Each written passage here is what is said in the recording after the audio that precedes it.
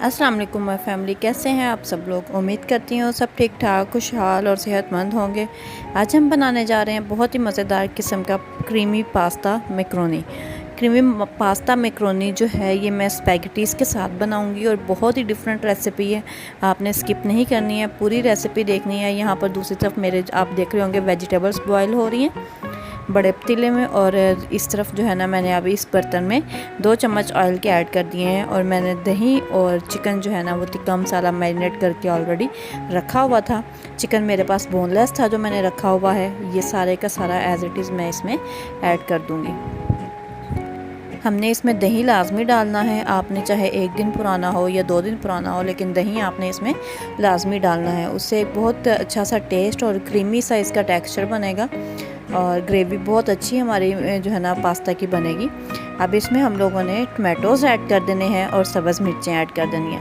Tomatoes मैंने तकरीबन ये 3 से 4 जो है ना वो मीडियम साइज़ के टमाटोज़ बनते थे, और 5 से 6 जो है वो सब्ज़ मिर्चों का पेस्ट बनता है जो मैंने इसमें ऐड कर दिया है। अब हम इन सब चीज़ों को अच्छे से भून लेंगे।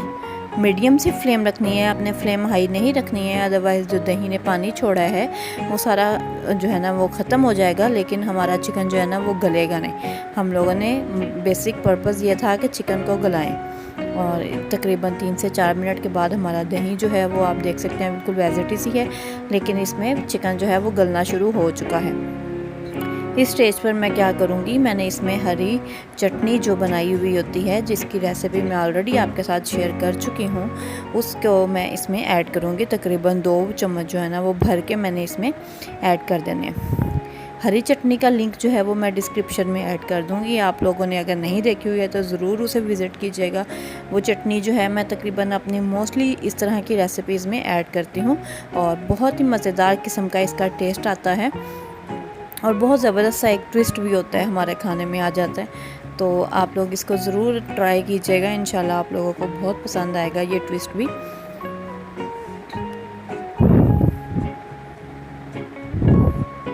और इसके साथ ही हम लोग जो है अब इसमें बाकी के इंग्रेडिएंट्स ऐड करते जाएंगे।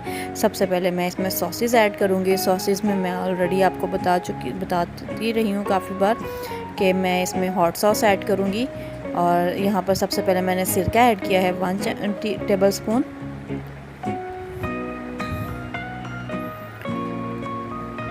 और उसके बाद मैंने इसमें सोया सॉस ऐड की है 2 टेबल स्पून। सिरका मैं थोड़ा कम ऐड करूँगी, और सोया सॉस मैंने ऐड किया, और साथ में हॉट सॉस इसमें ऐड कर रही हूँ। अगर आपके पास नहीं हो तो आप इसमें चिली सॉस भी ऐड कर सकते हैं।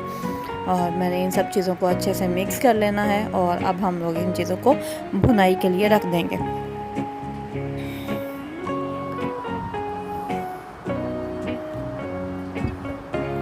यहाँ मैंने इसमें सॉल्ट ऐड कर रही हूँ। सॉल्ट तकरीबन मैंने 1 टीस्पून ऐड किया है इसमें।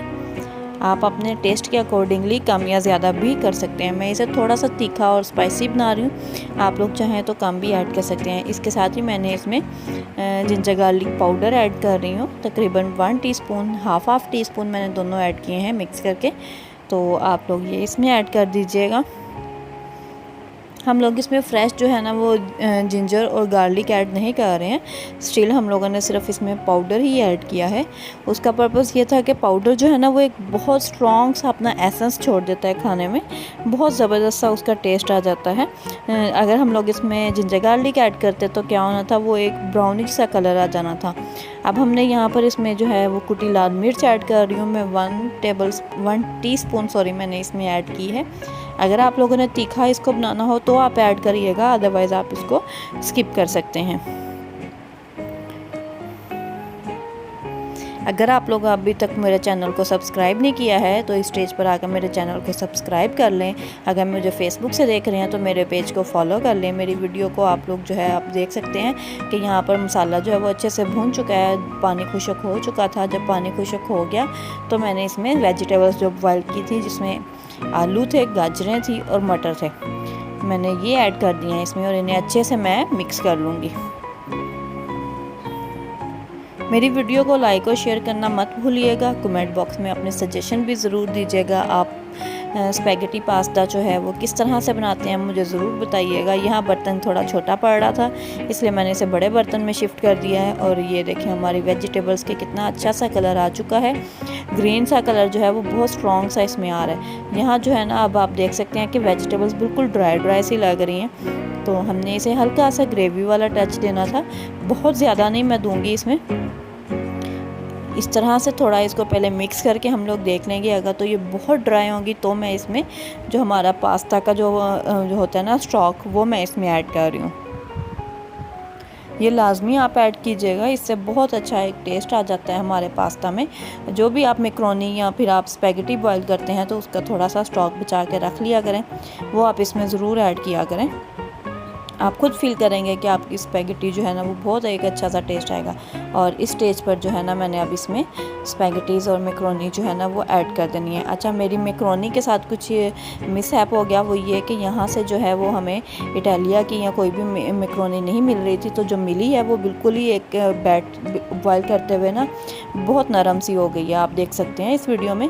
तो बॉयल आप लोगों ने इसको अच्छे से करना है, यानी कि एक कन्नी छोड़ के आपने बॉयल करना है। लेकिन मैक्रोनी जो है ना वो आपने इटालिया या कोई भी और जो बेक पार्लर की आप मैक्रोनी यूज़ करते हो वो यूज़ कीजिएगा।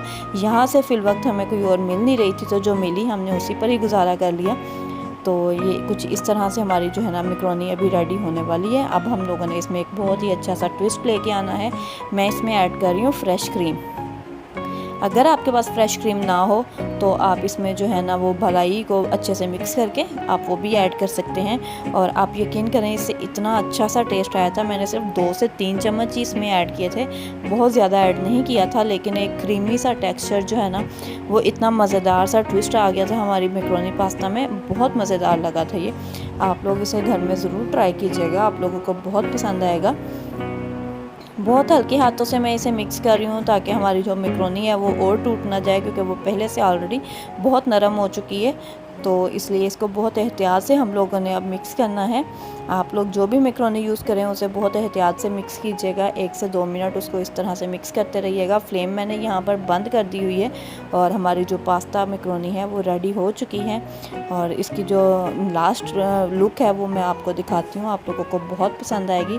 आप लोग घर में ज़रूर इसे ट्राई कीजिएगा।